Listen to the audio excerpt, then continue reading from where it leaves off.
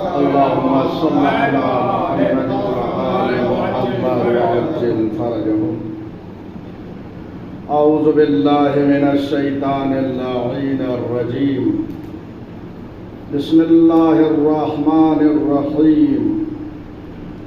الحمد للہ رب العالمین بارئ الخلائق اجمعین باعث الانبیاء والمرسلین والصلاة والسلام علی حبیبہ وخیرتہ حافظ سرہ ومبلغ رسالاتہ ابی القاسم محمد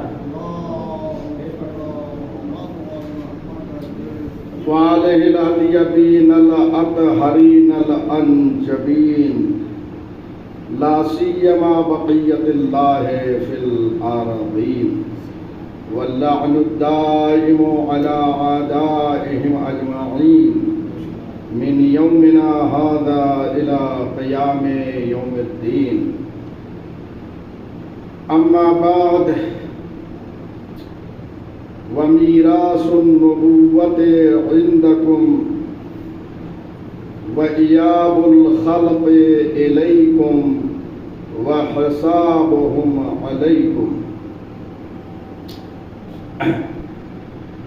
سامعین محترم، آج یہ ہماری 29ویں نشست ہے. گفتگو یہاں پر تمام ہوئی تھی کہ حق اہل بیت علیہم السلام کے ساتھ ہے، ان کی جانب سے ہے اور ان کی طرف بازگشت ہے. انتم اہل الحق، آپ ہی اہل حق ہیں اور معدن حق ہی اہل بیت علیہم السلام ہے. یہ گفتگو تمام ہوئی تھی. آج آغاز یہاں سے ہے کہ وَمِيرَاثُ النُّبُوَّةِ عِندَكُمْ، نبوت کی میراث جو ہے وہ اہل بیت علیہ السلام کے پاس ہے.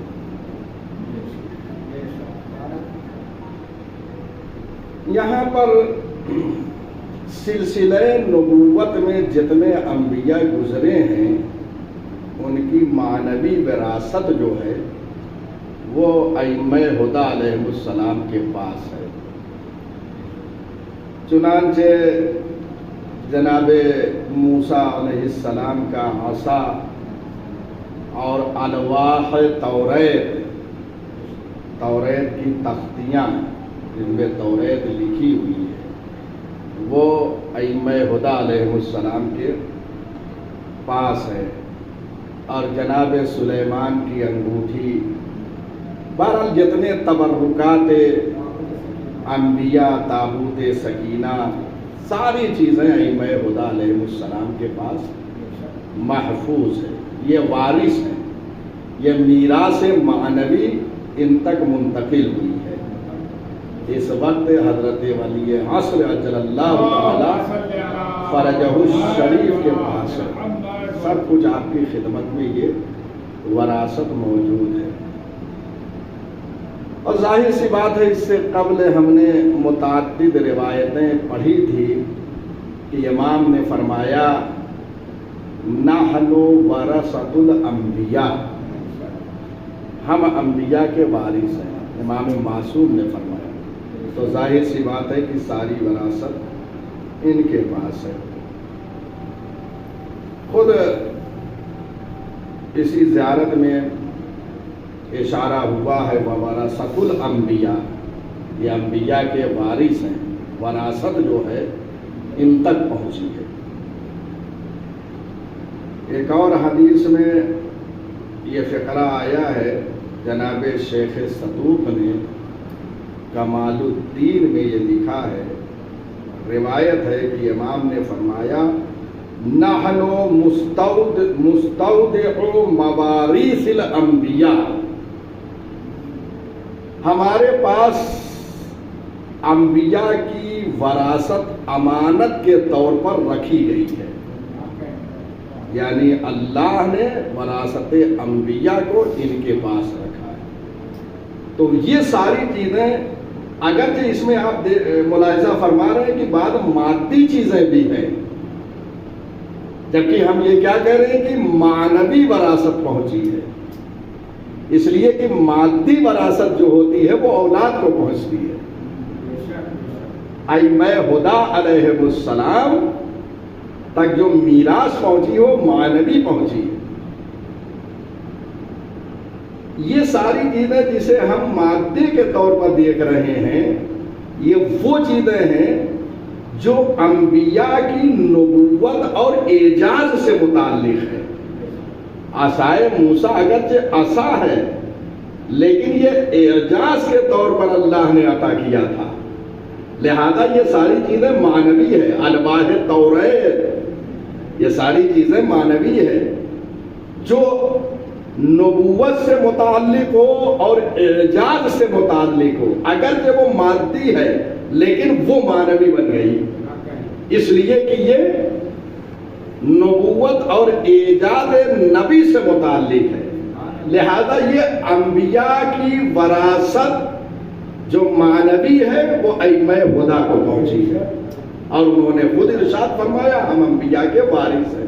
اور خود زیارت وارثہ میں آپ ہر شب جمعہ پڑھتے رہتے ہیں امام حسین علیہ السلام کے حوالے سے کہ آپ آدم کے وارث ہیں، نوح کے وارث ہیں، ابراہیم کے وارث ہیں، موسیٰ کے وارث ہیں، عیسیٰ علیہ السلام سب کے وارث ہیں، محمد مصطفیٰ صلی اللہ علیہ وآلہ وسلم. یہ سب وراثت جو ہے سلسلے وار بیان کی گئی ہے. تو یہاں پر جو یہ فقرہ وَمِيرَاثُ النُّبُوَّةِ عِندَكُمْ، آپ کے پاس میراث نبوت ہے. میراث النبی نہیں کہا ہے، پورے سسٹم کو بیان کیا نبوت کے، یعنی نبوت کی میراث ہے.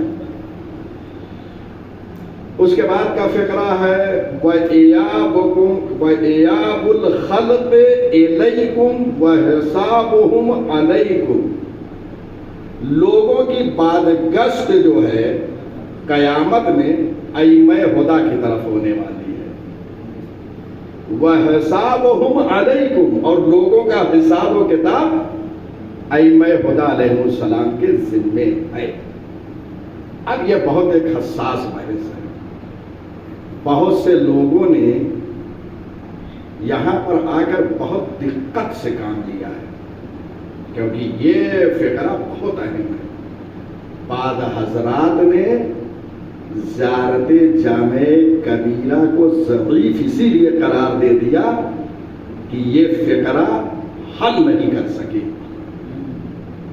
ایسے اور فقرات ہیں جو حل نہیں کر سکے اپنے علم کی بنیاد پر، لہذا یا تو ضعیف قرار دے دیا یا انکار کر دیا اس زیارت کا، اور فرما رہے ہیں لہذا اس کو حل کرنا بہت اہم ہے. اس لیے یہاں پر جو فقرہ ہے کہ سب کی بازگشت، سب لوٹنے والے قیامت میں ائمہ ہدیٰ کے پاس ہیں، وہاں لوٹیں گے، اور حساب و کتاب کی ذمہ داری ائمہ ہدیٰ کے ذمہ. قرآن مجید میں یہ آیت موجود ہے کہ پروردگار نے ارشاد فرمایا ہے اِنَّا إِلَيْنَا إِيَابَهُمْ، لوگوں کی بازگشت ہماری طرف ہے. اللہ کہہ رہا ہے یہ لوگوں کی بازگشت قیامت میں ہماری طرف ہے. ثُمَّ إِنَّا عَلَيْنَا حِسَابَهُمْ، اور لوگوں کا حساب جو ہے ہمارے ذمہ ہے. یہ اللہ کہہ رہا ہے. اب اسی مطلب کو یہاں حل نہیں کر سکے کہ قرآن مجید میں پروردگار یہ فرما رہا ہے کہ ہماری طرف بازگشت ہونے والی ہے اور ہمارے ذمہ حساب و کتاب ہے، اور یہاں پہ فقرہ کیا ہے؟ ائمہ علیہ السلام کی طرف بازگشت ہے. قرآن کیا کہہ رہا ہے کہ اللہ کی طرف بازگشت ہے. تو بعض حضرات نے جو ضعیف قرار دے دیا یا انکار کر دیا وہ اسی بنیاد پر کہ یہاں پر غلو ہے، اور فرما رہے ہیں کیوں؟ اس لیے کہ یہ ساری ذمہ داری اللہ کی ہے، اور ائمہ ہدیٰ کو وہ ذمہ داری تک آپ پہنچا رہے ہیں اور فرما رہے ہیں لہذا یہ غلو ہے اور اسی بنیاد پر انکار کر دیا بعض حضرات نے اس زیارت کا یا ضعیف قرار دے دیا یا انکار کر دیا. اب اس کو حل کرنا ہے. کمال یہی ہے کہ اس مطلب کو حل کرے انسان اور وہ قرآن مجید کے حوالے ہی سے یہ مطلب حل ہوگا. اس لیے کہ اگر کوئی غیر شیعہ بھی اعتراض کرے کہ آپ ائمہ ہدی علیہ السلام کو مقام ربوبیت دے رہے ہیں، یہ کیسے ہو سکتا ہے جبکہ قرآن یہ فرما رہا ہے کہ اللہ تبارک و تعالیٰ نے ارشاد فرمایا ہماری طرف بات گشتے ہے اور حساب و کتاب ہمارے ذمے ہے، اور یہاں معصوم فرما رہے ہیں لوگوں کی بات گشتے ہماری طرف ہے اور ہمارے ذمے حساب و کتاب ہے. جو ذمہ داری اللہ کی ہے وہ اللہ کے مقام پر ان کو لا رہے ہیں، یہ اعتراض ہے. تو اس کا جواب میں ایک اور حدیث اس سے قبل پڑھ دوں. روایت میں ہے کہ اور بھی دیگر روایت یہاں پہ یہ فقرہ زیارت کا موجود ہے، دیگر روایات میں بھی ہے کہ ائمہ ہدی علیہ السلام لوگوں کا حساب و کتاب لیں گے. چنانچہ یہ روایت ہے کل امت یحاسبها امام زمانہا، ہر امت کا حساب اس زمانے کے امام کے ذمہ ہوگا. جو امت رہی ہے جس امام کے ساتھ، اس امت کا حساب جو ہے اس امام کے حوالے ہوگا جو اس زمانے کا امام رہا ہے. وَيَعْرِفُ الْأَئِمَّةُ أَوْلِيَاءَهُمْ وَأَعْدَاءَهُمْ بِسِيمَاهُمْ، اور ائمہ علیہ السلام اپنے دوستوں کو اور دشمنوں کو پہچانتے ہیں ان کی خصوصیت کے ساتھ. اور فرما رہے ہیں تو یہ مطلب بظاہر اس میں ایک ٹکراؤ نظر آ رہا ہے، تعارض نظر آ رہا ہے، ایک ٹکراؤ ہے اس حدیث مبارک میں اور آیت قرآنی میں. اسی کو حل کرنا ہے. بعض حل نہیں کر سکے تو زیارت کا انکار کرنا کہ اس میں تو غلو ہے لہذا یہ معصوم سے صادر نہیں ہوئی ہے. ایسے جملات جو ہے کہیں بات. اب اسی کو حل کرنا ہے. خود قرآن مجید میں اس کا جواب موجود ہے. اگر انسان غور و فکر کرے، تدبر کرے تو قرآن مجید میں موجود ہے. اسی لیے قرآن حکیم دعوت فکر و تدبر دیتا ہے. افلا یتدبرون القرآن ام علی قلوب اقفالها، لوگ قرآن میں کیوں نہیں غور و فکر کرتے؟ کیا لوگوں کے قلوب پر تالے پڑ گئے ہیں؟ اس کا مطلب یہ ہے کہ اگر انسان قرآن حکیم میں غور و فکر و تدبر کرے تو بہت سارے مسائل حل ہو جائیں. چنانچہ یہاں پہ جو بظاہر تعارض نظر آ رہا ہے کلام معصوم اور کلام پروردگار میں، یہ تعارض نہیں ہے. کیوں؟ اس لیے کہ مرحلہ اول میں لوگوں کی بازگشت اللہ کی طرف ہے اور حساب و کتاب اللہ کے ذمے ہے، لیکن پروردگار وہ حساب و کتاب ان کے حوالے کر دے گا. جب ان کے حوالے کر دے گا تو ظاہر سی بات ہے کہ مرحلہ اول میں بازگشت اللہ کی طرف ہوئی اور مرحلہ دوم میں اللہ نے ان کے حوالے کر دیا. تو اب ان کی طرف پلٹ رہے ہیں، ان کے ذمے جو ہے حساب و کتاب ہے. اور قرآن مجید میں آیت موجود ہے. انسان جب دنیا سے رخصت ہوتا ہے، روح قبض کی جاتی ہے تو کون کرتا ہے؟ ایک مقام پہ پروردگار نے یہ ارشاد فرمایا ہے کہ خود اللہ جو ہے روح کو قبض کرتا ہے. ان دونوں آیتوں کو آپ وہاں ملاحظہ فرمائیے. اللہ یتوفی الانفس حین موتہا، اللہ لوگوں کے روح کو قبض کرتا ہے جب موت آتی ہے. تو روح کو قبض کرنے والا پروردگار ہے. اس کے بعد ایک مقام پہ یہ ارشاد فرما رہا ہے قل یتوفاکم ملک الموت الذی وکل بکم، اے پیغمبر کہہ دو یتوفاکم ملک الموت، تمہاری روح جو ہے ملک الموت قبضے کرتا ہے، وہ ملک الموت جسے اللہ نے اس پر مقرر کیا ہے قبضے روح پر۔ پہلے کون کر رہا ہے؟ اللہ، اور کون کر رہا ہے؟ تو اس کا مطلب یہ ہے کہ اللہ کا کام وہ جس کو اجازت دے دے وہ کر سکتا ہے۔ غور کیجئے، یہاں جواب موجود ہے۔ قبض روح کس کے ذمے ہے؟ اللہ کے، اللہ بھی کرتا ہے، اور کس کے ذمے کیا ہے؟ ملک الموت۔ اب یہاں آئیے، حساب و کتاب کس کے ذمے ہے؟ اللہ کے، لیکن اگر اللہ کسی کو اجازت دے دے، یہ آیت قرآن مجید میں موجود ہے۔ یہ اسی لیے قرآن کہہ رہا فَلَا يَتَدَبَّرُونَ الْقُرْآنَ أَمْ عَلَىٰ قُلُوبٍ أَقْفَالُهَا۔ یہ دیکھیے قرآن مجید میں جواب موجود ہے۔ اور بہت سارے ایسے کام ہیں، یہ ایک مقام ہے، اور بہت سے امور ہیں جو کام اللہ کا ہے لیکن انجام بندے دے رہے ہیں، اللہ جس کو اجازت دے۔ مسئلہ شفاعت میں بھی یہی ہے، حق شفاعت اللہ کو ہے، پھر اللہ جس کو اجازت دے دے۔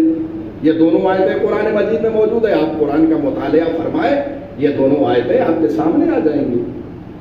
اور چنانچہ بہت سارے مسئلہ شفاعت کو بھی نہیں سمجھ سکے۔ آج ایک شفاعت کا مسئلہ جو الجھا ہوا ہے مسلمین کے درمیان، وہ قرآن کو سمجھ نہیں پا رہے ہیں، تدبر نہیں کر رہے ہیں، اس لیے تدبر کا موقع ہی نہیں دیکھ رہے ہیں۔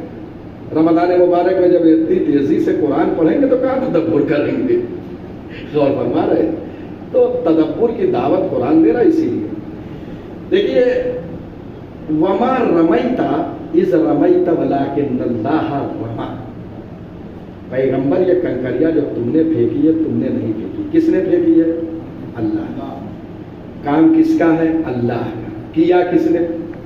یعنی اللہ کا کام دوسرا کر سکتا ہے نا؟ قرآن مجید میں متعدد آیتیں ہیں۔ اچھا، اس کے بعد خود پیغمبر اکرم کے لیے یہ آیت ہے سورہ انفال کی آیت نمبر 17۔ پھر دیکھیے پیغمبر اکرم کے لیے سورہ مبارک ضحیٰ، الم یجدک یتیما فآویٰ، ہم نے تمہیں یتیم پایا اور یتیم پا کر تمہیں پناہ دی۔ پناہ کس نے دی ہے؟ حضرت ابو طالب نے۔ غور فرما رہے ہیں، اللہ کہہ رہا ہے الم یجدک یتیما فآویٰ، ہم نے تمہیں یتیم پا کر پناہ نہیں دی، یعنی اللہ کا کام دوسرا کر رہا ہے۔ پھر ووجدک عائلا فاغنی، اسی میں ہے ہم نے جو ہے تمہیں جو ہے عائل پایا، یعنی بے سر و سامان پایا، تو ہم نے تمہیں غنی اور مالدار بنایا۔ تم اس حالت میں نہیں تھے، مال نہیں تھا، دولت نہیں تھی، لیکن ہم نے تمہیں مالدار بنایا۔ کیسے بنایا؟ کس نے بنایا؟ جناب خدیجۃ الکبریٰ کی دولت سے۔ دیکھ رہے ہیں پروردگار کا کام، پروردگار سبب بنا رہا ہے۔ اور یہی ساری آیتیں وسیلے پہ بھی بہترین دلیل ہے۔ جو وسیلے کا انکار کرتے ہیں یہ ساری چیزیں کہ پروردگار خود نہیں کر رہا ہے، وسیلہ بنا رہا ہے، یہ مسئلہ بھی حل ہے۔ اور یہ مسئلہ بھی حل ہے جو یہ کہتے ہیں کہ اللہ کا کام بندے کیسے کر رہے، تو غلو ہے۔ قرآن مجید میں آیتیں موجود ہیں۔ تو قیامت کے دن پروردگار کا کام اہل بیت علیہ السلام انجام دیں گے، اللہ کی اجازت سے، اللہ ان کے حوالے کرے گا۔ مرحلہ اول میں لوگوں کی بازگشت اللہ کی طرف ہے اور حساب اللہ کی طرف ہے۔ جب لوگوں کی فائلیں وہاں پہنچے گی تو پروردگار ان کے حوالے کر دے گا۔ آپ دنیا میں مثالیں دیکھتے ہیں، جب ٹیبل پہ فائلیں پہنچتی ہے تو دوسری طرف جو ہے واگزار اور حوالے کر دی جاتی ہے، تو وہاں پروردگار۔ اور چنانچہ احادیث موجود ہے پروردگار کا کام جو ہے اہل بیت علیہ السلام انجام دیں گے۔ قسیم الجنت والنار کون ہے؟ امیر المومنین ہے۔ یا علی انتا قسیم الجنت والنار، یہ کام کس کا ہے؟ اللہ کا ہے۔ کر کون رہا ہے؟ امیر المومنین کر رہے ہیں۔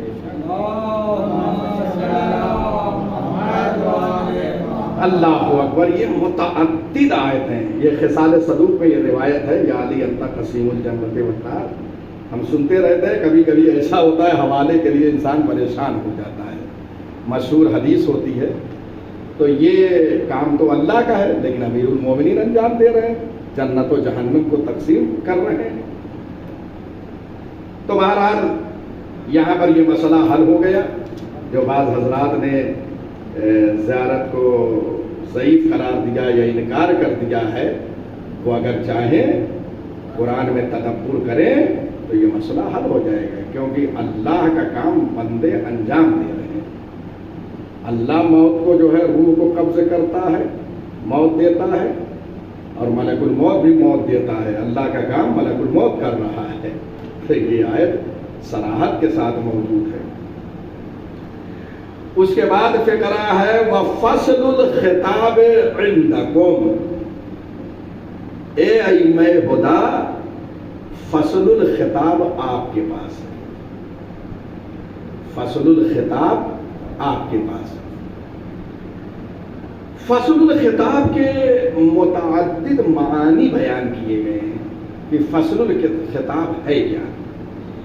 کہتے ہیں ایک معنی فصل الخطاب کا ہے لغت کا جاننا، یعنی تمام زبانوں پر مسلط ہونا، یہاں تک کہ پرندے چرندے اور تمام مخلوقات کی زبان سے واقفیت کو فصل الخطاب کہا جاتا ہے۔ ایک معنی اور فرما رہے ہیں، ایک معنی یہ ہے کہ جو لغات یعنی زبانوں سے واقف ہو، لغت سے واقف ہو، کلمات سے دوسروں کے واقف ہو، مختلف زبانوں سے واقف ہو، جو واقف ہو کہتے ہیں یہ فصل الخطاب رہتا ہے۔ ایک معنی۔ دوسرا معنی یہ ہے کہ وہ کلام کہ جو دوسروں سے ممتاز ہو، بلند ہو، فصاحت و بلاغت کے لحاظ سے اور مضمون کے لحاظ سے۔ بہت سارے مضامین ہو، ایک کلام ایسا ہو جو مضمون کے لحاظ سے جو ہے سب سے بلند ہو، فصاحت و بلاغت کے لحاظ سے۔ جو مضمون بلند ہو دوسرے کلام سے اسے فصل الخطاب کہتے ہیں۔ جو کلام سب سے معیاری ہو اسے کہتے ہیں فصل الخطاب۔ تیسرا معنی فصل الخطاب کا جو ہے وہ یہ ہے کہ حق اور باطل کے درمیان جدائی ڈالنے والا۔ اور ہمارے میں ابھی یہ تین معنی بیان کیا ہوں اور تینوں پر جو ہے دلیل لا رہا ہوں، یہ حدیثوں میں موجود ہے جو یہ تین معنی کیے گئے ہیں۔ پہلا معنی کہ جو لغات کلمات دوسروں کی زبان سے واقف ہو اسے کہتے ہیں کہ یہ فصل الخطاب رکھتا ہے۔ چنانچہ یہ روایت ہے عیون و اخبار الرضا میں، جناب شیخ صدوق علیہ الرحمہ کی کتاب ہے، بہترین کتاب ہے عیون و اخبار الرضا۔ میں سمجھتا ہوں کہ لوگوں کے پاس اردو میں ترجمہ بھی ہو چکا ہے، بہترین کتاب ہے۔ اس میں امام رضا علیہ السلام نے، کیونکہ وہ عیون اخبار رضا نام ہے، امام رضا علیہ السلام کی روایتیں اس میں موجود ہیں، اس لیے عیون و اخبار رضا کہا جاتا ہے، یعنی امام رضا علیہ السلام کی روایتوں اور اخبار کا چشمہ۔ اس میں امام فرماتے ہیں انا حجت اللہ علی خلقہ، میں اللہ کی مخلوق پر جو ہے اس کی طرف سے حجت۔ وما كان اللہ لیتخذ حجتا علی قوم وهو لا يعرف لغاتهم، اور اللہ کبھی کسی کو حجت کے طور پہ اخذ نہیں کرتا، یعنی کسی کو حجت نہیں بناتا جب تک کہ دوسروں کی زبان سے وہ واقف نہ ہو۔ کس کو حجت بناتا ہے؟ جو دوسروں کی زبان سے واقف ہو۔ چنانچہ ائمہ ہدی علیہ السلام ہر زبان سے واقف ہے، اور تاریخ میں ایسے واقعات موجود ہیں۔ ابو ہاشم جعفری کا واقعہ آپ کتابوں میں جو اردو میں ہے اس میں بھی ائمہ کی حیات میں موجود ہے کہ امام جو ہے ہر زبان کو جانتا ہے، ہر لغت کو جانتا ہے، پرندوں کی زبان کو جانتا ہے، ہر ایک کی زبان کو جانتا ہے۔ چنانچہ وہ مشہور واقعہ آپ سماعت فرماتے رہتے کہ ایک اژدہا گیا اور امام سے مسئلے کو پوچھ کے واپس چلا گیا۔ وہ اژدہا قوم جن سے تھا، مسئلہ درپیش ہوا تھا، امام نے اسی کی زبان میں جواب دیا، اور وہ تو فصل الخطاب، یعنی امام فصل الخطاب ہوتا ہے۔ فصل الخطاب کا مطلب ہے کہ امام تمام لغات سے جو ہے زبانوں سے واقف ہوتا ہے، ایک معنی فصل الخطاب کا۔ او ما بلغک قول امیر المؤمنین، کیا تم تک امیر المؤمنین کا یہ قول نہیں پہنچا؟ اوتینا فصل الخطاب، ہمیں اللہ نے فصل الخطاب عطا کیا ہے، ہم فصل الخطاب ہیں، یعنی ہم لغات کو جانتے ہیں، ہم زبانوں سے واقف ہیں۔ اور فرما رہے ہیں اس کے بعد یہ فقرہ فَهَلْ فَصْلُ الْخِطَابِ إِلَّا مَعْرِفَةُ اللُّغَاتِ، کیا کوئی فصل الخطاب ہو سکتا ہے اگر لغات کو نہ جانے؟ یعنی دوسری زبانوں سے جو آشنا نہ ہو وہ فصل الخطاب ہو سکتا ہے؟ نہیں ہو سکتا۔ فصل الخطاب وہی ہوگا جو زبان سے واقف، وہ مسئلہ حل ہو گیا۔ اب امامت کو پہچاننا بڑا آسان ہو گیا کہ خلیفہ رسول کون ہے، یہ دیکھو زبانوں کو کون جانتا ہے، کتنا اہم مسئلہ ہے۔ دوسری زبان تو چھوڑیے، خود اپنی زبان اچھی طریقے سے بھی اگر واقف ہو جائیں، اس لیے کہ ائمہ ہدیٰ کے گھرانے سے ہٹ کر جو دوسرے خلیفہ بنے ہیں ان کی خود زبان ہی اچھی نہیں تھی۔ آپ تاریخوں میں پڑھیے، سخت لہجہ تھا، سخت زبان تھی۔ بہرحال یہ ایک زبان۔ دوسرے یہ کہ جو مضمون، یعنی پہلا فصل الخطاب کا معنی یہ ہے کہ جو دوسرے کی زبان سے واقف ہو، امام فصل الخطاب ہے ہوتا ہے کیونکہ دوسروں کی زبان سے واقف۔ کائنات میں جتنی زبانیں ہیں سب سے امام واقف ہے، حتیٰ کہ پرندوں کی زبان سے، جتنے بھی تمام مخلوقات، پرندوں کیا پتھر، پیغمبر اکرم کے دست مبارک پر پتھر نے گواہی دی، سب کی زبان سے واقف ہے۔ چنانچہ بصائر الدرجات میں یہ روایت موجود ہے جلد نمبر 1 میں، ان اللہ علمنا منطق الطیر، اللہ نے ہمیں پرندوں کی بولیاں جو ہے سکھائی ہے، اللہ نے تعلیم دیا ہے، ہمیں بتا دی ہے، کیونکہ ان کا علم جو ہے وہ علم لدنی ہے، اللہ کے پاس سے ہے۔ اللہ نے انہیں ساری چیزوں کا علم دے دیا، منطق طیر کو سکھا دیا، یعنی پرندوں کی بولیاں اللہ نے انہیں عطا کر دی، علم لدن کما علمہ سلیمان ابن داؤد، جیسے جناب سلیمان کو، جناب سلیمان منطق طیر یعنی پرندوں کی آواز کو سنتے تھے، سمجھتے تھے، جو کچھ کہتے تھے۔ وَمَنْطِقُ كُلِّ دَابَّةٍ فِي بَرٍّ أَوْ بَحْرٍ، امام وہ ہوتا ہے جو ہر چوپائے کی زبان کو جانتا ہے، چاہے وہ خشکی میں ہو یا سمندر میں ہو، پانی کے اندر، سب کی زبان سے واقف۔ تو فصل الخطاب امام ہوتا ہے جو دوسروں کی زبان سے واقف ہوتا ہے۔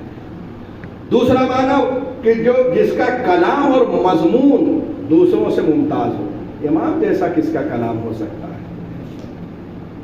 اگر انسان ذرا سا ادبیات عرب سے واقف ہو اور نہج البلاغہ صحیفہ سجادیہ کو پڑھے، مطالعہ کرے تو سمجھ جائے گا کہ یہ کسی عام بشر کا کلام نہیں ہے، کیونکہ یہ مضمون عالی ہے، اس کے بلند ہے، فصاحت و بلاغت جیسی ہے ان کے کلام میں آپ کہیں نہیں ایسی فصاحت و بلاغت پائیں گے، لہذا ان کا کلام سب سے عالی ہے۔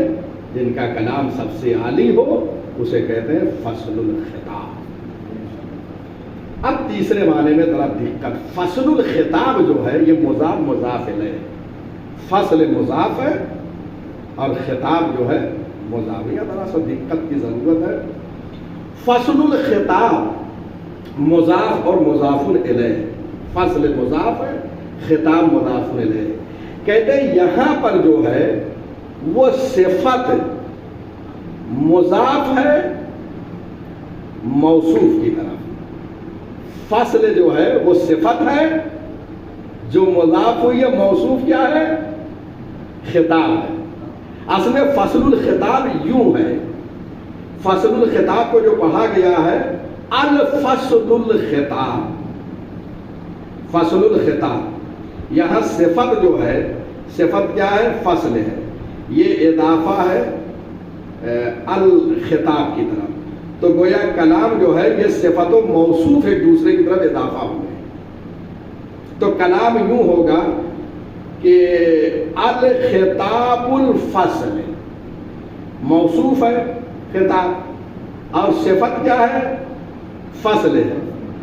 وہ خطاب، اب دیکھیے معنی بہت اچھا ہوگا اگر اس طریقے سے، الخطاب الفصل یعنی وہ خطاب، الفصل جو جدائی ڈالتا ہے کس کے درمیان؟ حق اور باطل کے درمیان، یہ معنی موصوف و صفت ہے، الخطاب الفصل، خطاب موصوف ہے اور فصل جو ہے وہ صفت ہے، بعد میں یہ صفت جو ہے پہلے آ گئی، صفت اضافہ ہو گئی ہے کس کی طرف؟ موصوف کی طرف، لہذا یہ فصل الخطاب یوں تھا، الخطاب الفصل یعنی وہ خطاب ائمہ ہدی علیہ السلام کا کہ جس کے ذریعے سے حق و باطل میں جدائی ہوتی ہے، یعنی امام کو فصل الخطاب کیوں کہا جاتا ہے؟ کیونکہ امام حق کو باطل سے جدا کرتا ہے، حق اور باطل میں جدائی ڈال دیتا ہے کہ یہ حق ہے اور یہ باطل ہے، اس لیے امام کو فصل الخطاب کہا جاتا ہے۔ یہ تین معانی بیان کیے گئے ہیں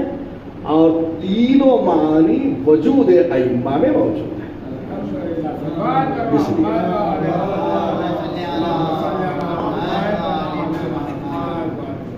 تو یہ ساری چیزیں الحمدللہ یہاں تک حل ہو گئی۔ اس کے بعد مسئلہ ہے وآیات اللہ لدیکم، وآیات اللہ لدیکم، اللہ کی نشانیاں آپ کے پاس ہیں، یعنی اللہ کی جتنی نشانیاں ہیں وہ سب ائمہ ہدی علیہ السلام کے پاس موجود ہیں۔ قرآن حکیم آیات اللہ میں سے ہے، اللہ کی نشانیوں میں سے ہے قرآن مجید، اس سے پہلے بھی یہ گفتگو ہو چکی ہے۔ ان کے پاس موجود ہے، کیا مطلب ہے ان کے پاس موجود ہے؟ یعنی قرآن مجید میں جو اسرار و رموز ہیں وہ سب ائمہ ہدی علیہ السلام کے پاس موجود ہیں، کیونکہ اس میں محکمات بھی ہیں اور متشابہات ہیں کہ جس کی تعبیر سوائے اللہ کے اور راسخون فی العلم کے کوئی نہیں جانتا، اور راسخون فی العلم ائمہ ہدی علیہ السلام، لہذا قرآن میں جتنے اسرار و رموز ہیں وہ سب ائمہ ہدی علیہ السلام کے پاس موجود ہیں۔ آیات الہی اہل بیت کے پاس ہے، قرآن جو ہے اللہ کی نشانیوں میں سے ہے، لہذا قرآن کے اسرار و رموز اہل بیت علیہ السلام کے پاس آپ ملاحظہ فرمائیں، دیکھیں اس ایک ایک کلمے میں کتنے مطالب پوشیدہ ہیں۔ وآیات اللہ، اللہ کی نشانیاں لدیکم، آپ کے پاس ہے، قرآن ایک اللہ کی نشانی ہے، اس کے سارے اسرار اور رموز ان کے پاس ہے۔ معجزات یہ بھی اللہ کی نشانیاں ہیں، ائمہ علیہ السلام کے پاس اعجاز موجود ہے، کائنات پر حق کے تصرف رکھتے ہیں اپنے ولایت تکوینیہ کی بنیاد پر۔ اللہ نے جو ان کو ولایت تکوینیہ دیا ہے، اس ولایت تکوینیہ کی بنیاد پر اس کائنات میں حق تصرف رکھتے ہیں، جو چاہے وہ تصرف کریں کائنات میں، چنانچہ سارے واقعات موجود ہیں، چاند کا دو ٹکڑے ہونا، سورج کا پلٹنا، یہ کائنات میں تصرف ہے، اور فرما رہے ہیں یہ ساری چیزیں۔ تو یہ سارے جو معجزات ہیں یہ اللہ کی نشانیاں، یہ بھی کس کے پاس موجود ہے؟ ائمہ ہدی۔ قرآن نشانی ہے، آیات اللہ میں سے ہے، معجزہ آیات اللہ میں سے ہے۔ معجزہ بھی اہل بیت علیہ السلام کے پاس موجود ہے، اور قرآن کے اسرار و رموز جتنی بھی کتب آسمانی ہیں سب آیات اللہ میں سے، اللہ کے نشانیوں میں سے، اور ساری کتاب الہی کا علم ائمہ خدا علیہ السلام کے پاس۔ خود کتاب جو ظاہری طور پہ ہے وہ بھی ان کے پاس ہے، جو وراثت کے طور پہ ہے ابھی جو گفتگو ہوئی ہے، اور خود علم جو ہے آسمانی کتابوں کا ان کے پاس ہے۔ اور چنانچہ واقعہ مشہور ہے کہ امیر المومنین نے یہ ارشاد فرما دیا کہ اگر مسند قضا میرے لیے بچھا دی جائے تو اہل توریت کو توریت سے جواب دوں گا، انجیل والوں کا انجیل سے جواب دوں گا، زبور والوں کا زبور سے جواب دوں گا، اہل قرآن کا جواب قرآن سے دوں گا۔ اور فرما رہے یہ تمام کتب آسمانی کا علم ان کے پاس ہے۔ اس لیے خانہ کعبہ میں جب پیغمبر اکرم نے دست اقدس پر امیر المومنین کو لیا ہے تو کہا یا رسول اللہ کیا سناؤں، ساری چیزیں موجود ہیں۔ اس کا مطلب یہ ہے کہ قرآن اور کتب سماوی کا علم ان کے پاس ہے، سارے اسرار و رموز ان کے پاس ہے۔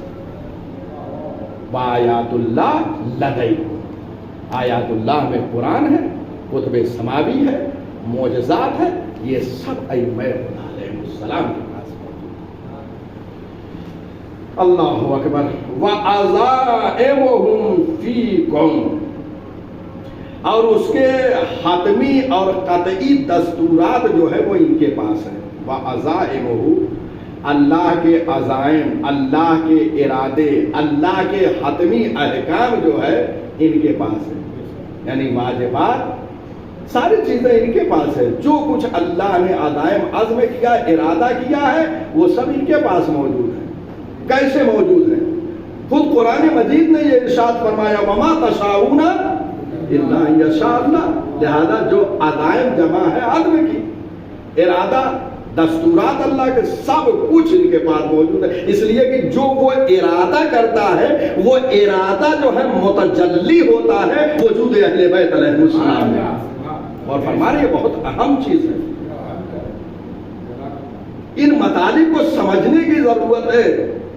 اہل بیت علیہ السلام کا مقام اللہ کے نزدیک کیا ہے، آپ اس آیت سے سمجھ سکتے ہیں وما تشاؤون الا ان یشاء اللہ، اللہ کے ارادے کے مظہر ہے یہ، اس کا ارادہ یہاں متجلی ہوتا ہے، یہاں ظاہر ہوتا ہے ارادہ، تو جو کچھ وہ ارادہ کرتا ہے وہ ارادہ یہاں ظاہر ہوتا ہے، یہ ہے ارادہ پروردگار۔ لہذا اس کے جتنے احکام و دستور ہیں ان کے پاس ہے، ان کے پاس ہے کیا بولے وما تشاؤون الا ان یشاء اللہ، اللہ جو کچھ ارادہ کرتا ہے سب ان کے پاس محفوظ ہے۔ جب محفوظ ہے تو سارے احکام جتنے پروردگار کے ہیں سب ان کے پاس ہے۔ اللہ اکبر۔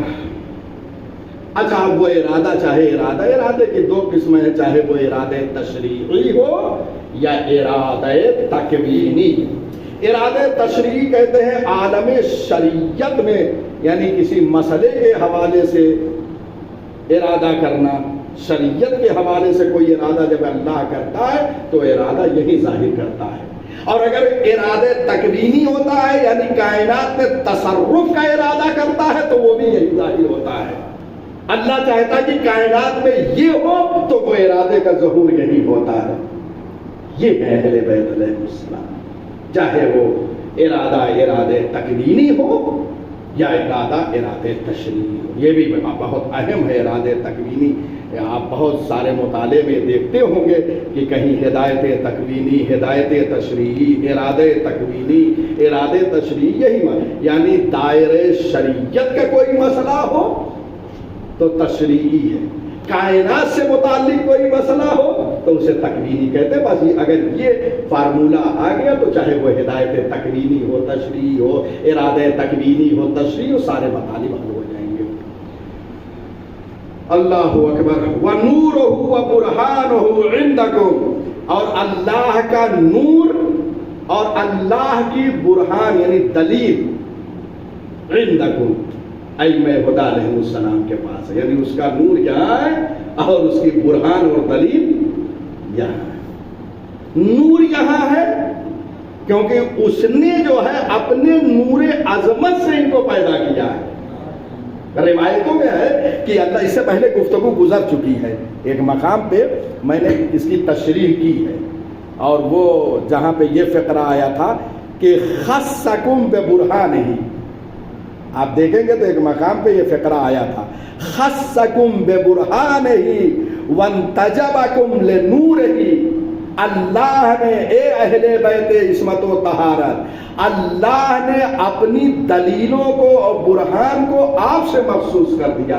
آپ اللہ کی برہان ہیں، آپ اللہ کی دلیل ہیں، اور آپ کو منتخب کر لیا اپنے نور کے لیے. یہ فقرہ گزر چکا ہے اور اس کے ضمن میں نے پوری تشریح دیا تھا، لیکن ایک اشارہ وہی ہے، وَنُورُهُ وَبُرْهَانُهُ کے لیے یہاں پہ آیا ہے. وہی سارے مطالب یہاں آئیں گے، لیکن چونکہ ایک فاصلہ ہو چکا ہے میں ایک اشارہ کر رہا ہوں اس کے ضمن میں بھی. وَنُورُهُ، اللہ کا نور ان کے پاس ہے، ان کو منتخب کر لیا ہے اپنے نور کے لیے.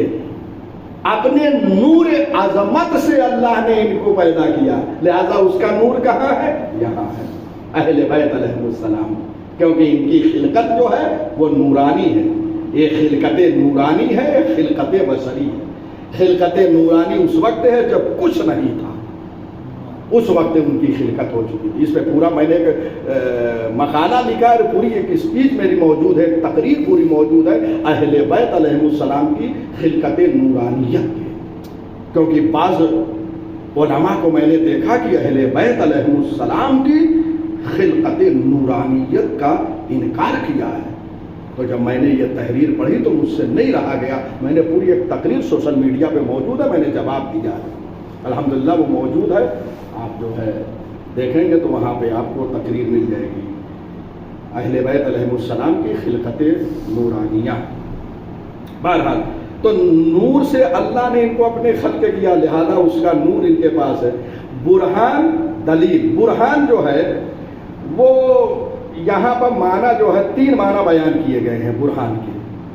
برہان کا ایک معنی دلیل کے ہے، پروف، دلیل، یعنی ائمہ ہدی علیہ السلام اللہ کے وجود پر بہترین دلیل ہے.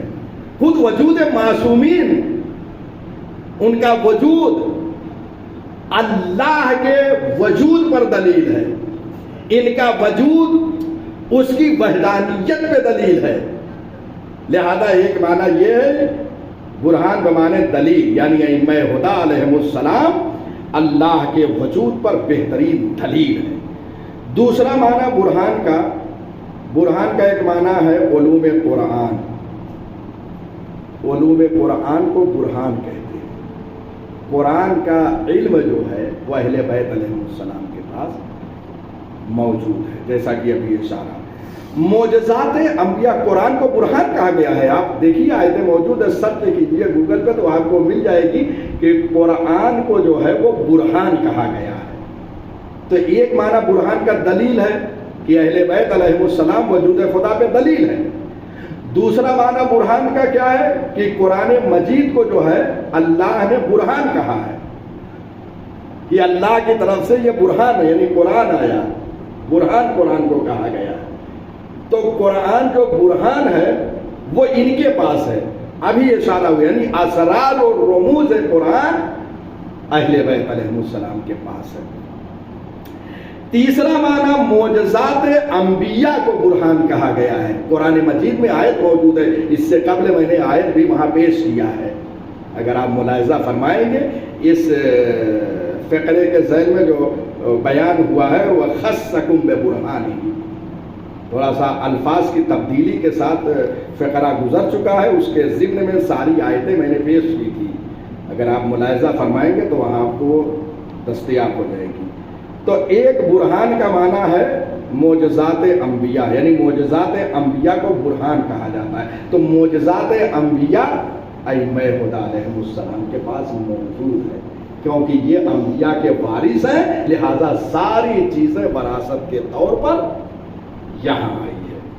ملاحظہ فرمایا آپ نے. الحمدللہ یہ 3 معنی برہان کے ہیں جس کی طرف میں نے اشارہ کیا، اور تفصیل کے ساتھ اس سے قبل میں نے جو ہے آپ کی خدمت عالیہ میں پیش کیا تھا. تمام کر رہا ہوں یہ آخری فقرہ وَأَمْرُهُ إِلَيْكُمْ وَأَمْرُهُ إِلَيْكُمْ، اللہ نے اپنے امر کو تمہارے حوالے کیا، یعنی اہل بیت علیہم السلام، اللہ کا امر اہل بیت علیہم السلام کے پاس۔ امر سے مراد ہے پیشوائی، امامت، خلافت، جانشینی۔ یہاں پہ امر کا معنی یہ ہے، یعنی اللہ کا امر جو اللہ کی امامت ہے، منصوص من اللہ جسے ہم کہتے ہیں، وہ کس کے پاس ہے؟ ائمہ ہدی علیہم السلام کے پاس موجود ہے۔ اور تمام علوم اور معارف اہل بیت علیہم السلام، تمام علوم جو ہے، یہ امر جو لفظ ہے اس سے امامت بھی مراد ہے، اور علوم اہل بیت علیہم السلام جتنے علوم ہیں وہ سب اللہ نے ان کے حوالے کر دیا ہے۔ چنانچہ امام صادق علیہ السلام کی شہادت کا زمانہ گزرا ہے۔ امام صادق علیہ السلام کی درسگاہ اور یونیورسٹی میں 4000 طلاب علوم دینیہ اپنی علمی پیاس کو بجھا رہے تھے، اور ہر موضوع پر علم دیا جا رہا تھا۔ انہی میں جناب جابر ابن حیان ہے کہ جو فادر آف کیمسٹری کہے جاتے ہیں، انہی میں تھے جو شاگرد تھے۔ فادر کہلائے کیوں؟ شاگرد تھے امام کے۔ تو بتائیے امام کی کیا کیفیت ہوگی کہ یہ دنیا کی جتنی ترقیاں ہیں سب مرہون منت ہے جناب جابر ابن حیان کی۔ آج جو جدید ٹیکنالوجی ہم دیکھ رہے ہیں، یہ ساری کتابیں جناب جابر ابن حیان کی جو تھیوری ہے اس پر کتابیں لکھی گئی ہے، یورپ کی لائبریریوں میں موجود ہے۔ فادر آف کیمسٹری کہے جاتے ہیں جناب جابر ابن حیان۔ تو سارے علوم اللہ نے ان کے حوالے کر دیا۔ وَأَمْرُهُ إِلَيْكُمْ، اللہ کا امر تمہارے پاس ہے، یعنی اللہ کا جو منصب امامت ہے وہ آپ کے پاس ہے، اور جو علوم ہے وہ سب اللہ نے آپ کے حوالے کیے ہوئے ہیں آپ کے۔ لہذا جو چیز چاہیے، اب جب اللہ نے، یہی سے ایک مسئلہ حل ہو جاتا ہے، ہم اہل بیت علیہم السلام سے کیوں مانگتے ہیں؟ اسی لیے وَأَمْرُهُ إِلَيْكُمْ، اللہ کا امر امامت ان کے حوالے، علم ان کے حوالے۔ جب سب علم ان کے حوالے ہے تو کہاں سے مانگیں گے؟ یہ بھی مسئلہ حل ہو گیا۔ جناب عیسیٰ علیہ السلام کا مسئلہ ہے نا، قرآن مجید میں جناب عیسیٰ مردوں کو زندہ کرتے تھے، مادر داد نابینا کو جو ہے روشنی عطا کرتے تھے، برس کے مریضوں کو شفا دیتے تھے۔ قرآن مجید کی آیتیں موجود ہیں مسلسل۔ آپ یہ بتائیے کہ جب حضرت عیسیٰ ابن مریم کے پاس لوگ جاتے رہے ہوں گے تو کیا کہتے رہے ہوں گے؟ اے عیسیٰ ابن مریم میرے بچے کو شفا دے دو۔ یہ کیوں؟ کیونکہ اللہ نے اتھارٹی دے دی ہے قرآن میں، یہ آیت موجود ہے۔ اس کا مطلب یہ ہے کہ اگر اللہ حوالے ان چیزوں کو کر دے تو آپ جا کے ان سے مانگ سکتے ہیں۔ افلا یتدبرون القرآن ام علی قلوب اقفالها۔ خدا کی قسم، جو میرے پاس وقت نہیں ہے وإلا میں پوری یہ تقریر کسی وقت یہ کروں گا کہ قرآن مجید میں جو لوگ یہ نہیں سمجھ سکے ہیں کہ جو ایاک نعبد و ایاک نستعین ہے کہ ہم تیری عبادت کرتے ہیں، تو یقیناً عبادت تو اس سے مخصوص ہے، کسی اور کی عبادت جائز نہیں ہے، لیکن وَإِيَّاكَ نَسْتَعِينُ ہم تجھ سے ہی مدد مانگتے ہیں۔ ایک ٹولہ وہابیت کا نکل گیا، صرف اللہ سے مانگو، یہی مفہوم نہیں سمجھ سکے۔ یہ جیسے یہاں تعارض ابھی میں نے حل کیا ہے کہ اللہ سے مانگو، وہ لوگ چلے گئے کہ جب قرآن کہہ رہا ہے اس سے مدد مانگو۔ ارے قرآن میں غور و فکر تو کر لیا کرو۔ جناب عیسیٰ سے جا کے کیا کہہ کے مدد مانگتے تھے لوگ؟ میرے بچے کو شفا دے دیجئے، آپ کے پاس آئے ہیں نا، مدد ہی تو لینے گئے ہیں، کس کے پاس جا رہے ہیں؟ جناب عیسیٰ۔ اچھا ان کو اتھارٹی کس نے دیا ہے؟ اچھا چھوٹا موٹا تو کام نہیں ہے، مردوں کو زندہ کرنا ہے، تو یہ اللہ نے دیا ہے نا، تو کس کے پاس گئے؟ ڈائریکٹ اللہ سے کہتے تھے پروردگار مردے کو زندہ کر دے۔ اللہ نے بھیجا کس کے بعد؟ جناب عیسی ابن مریم کے. یہ قرآن میں یہ ساری آیتیں اسی لیے آئی ہیں کہ اگر آئندہ ائمہ ہدیٰ علیہ السلام سے کوئی چیز مانگی جائے تو لوگ شرک اور بدعت نہ کہیں. اس مطلب کو حل کرنے کے ایک اور آیت کے ذریعے سے میں جواب دوں، چونکہ یہ سب مسائل درپیش ہوتے رہتے ہیں، بہت سارے مسائل ہیں. انشاءاللہ جیسے ہی مواقع آتے رہیں گے میں بعد مطالب کی طرف اشارہ کروں گا. ایاک نستعین ایک مسئلہ جناب عیسی ابن مریم کے حوالے سے حل ہو گیا. خود جناب عیسی ابن مریم نے یہ ارشاد فرمایا، قرآن مجید میں آیت کی شکل میں موجود ہے، من انصاری اللہ. ہے یا نہیں یہ قرآن؟ آپ سرچ کیجیے، آیت نکلے گی. جائیے دیکھیے، حواریین سے کہہ رہے ہیں کون ہے جو میری مدد کرے اللہ کے لیے. کیا عیسیٰ کو معلوم نہیں کہ اللہ سے مدد مانگنا ہے؟ عیسیٰ کس سے مدد مانگ رہے ہیں؟ ہے یا نہیں؟ آیت آپ سرچ کیجیے. آیت چونکہ میں وہ حوالے کے طور پہ لکھ کے نہیں لایا ہوں، لیکن آپ سرچ کریں گے تو یہ آیت فوراً آپ کو ساری چیزیں ڈیٹیل کے ساتھ مل جائے. اگر نہیں مل رہی تو مجھے بتائیے. تو یہ آیت موجود ہے، من انصاری اللہ، کون ہے جو میری مدد کرے؟ تو جناب عیسیٰ نبی، رسول، اولو العزم، اتنے منصب لیے، روح اللہ، کلمت اللہ، ساری چیزیں ہیں. مدد کس سے مانگ رہے ہیں؟ کوئی عام انسان نہیں ہے.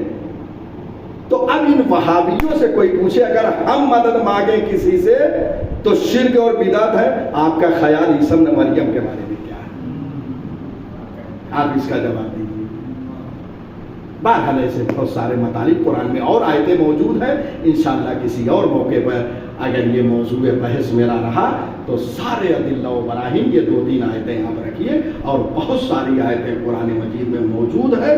جناب موسیٰ علیہ السلام کا وہ واقعہ قرآن نے نقل کیا ہے کہ جناب عیسیٰ گزر رہے تھے تو 2 لوگوں میں لڑائی ہو گئی تھی. ایک ان کا شیعہ تھا اور ایک ان کا دشمن تھا. تو شیعہ نے کس سے مدد مانگی؟ جناب موسیٰ کے شیعہ نے جناب موسیٰ سے مدد مانگی اور جناب موسیٰ نے ایک گھوسا مار دیا. آپ یہ بتائیے جناب موسیٰ نے کیوں نہیں کہا مجھ سے کیوں مدد مانگ رہے ہو؟ فرما رہے ہیں کہنا چاہیے تھا نا کہ اللہ سے مدد مانگو. کس سے مدد مانگی؟ بجائے یہ کہ کہتے اللہ سے مدد مانگو فوراً مدد کے لیے پہنچ گئے. اب سمجھ میں آیا ہم علی ابن ابی طالب سے کیوں مدد مانگتے ہیں. قرآن مجید میں موجود ہے کہ اللہ نے اجازت دی ہے کہ میرے خاصان جو ہیں ان سے مدد مانگو. واقعات یہ قرآن مجید میں اسی لیے موجود ہے. جناب موسیٰ نے اور شیعہ کا لفظ آیا، آپ یہ غور کریں، جناب موسیٰ کے شیعہ نے مدد مانگی تو جو مدد مانگے گا وہ شیعہ ہی ہوگا. ائمہ سے جو مدد مانگے گا وہ شیعہ ہی ہوگا. اس لیے کہ قرآن میں یہ فارمولہ موجود ہے. بہت ساری آیتیں، یہ 2-3 میں نے دلیلیں دے دیا ہے. میں سمجھتا ہوں کہ اگر کہیں بھی بحث ہو جائے یہ 2-3 آیتیں کافی ہیں انشاءاللہ. اور بہت سارے مطالب ہیں. وآخر دعوانا ان الحمدللہ رب العالمین.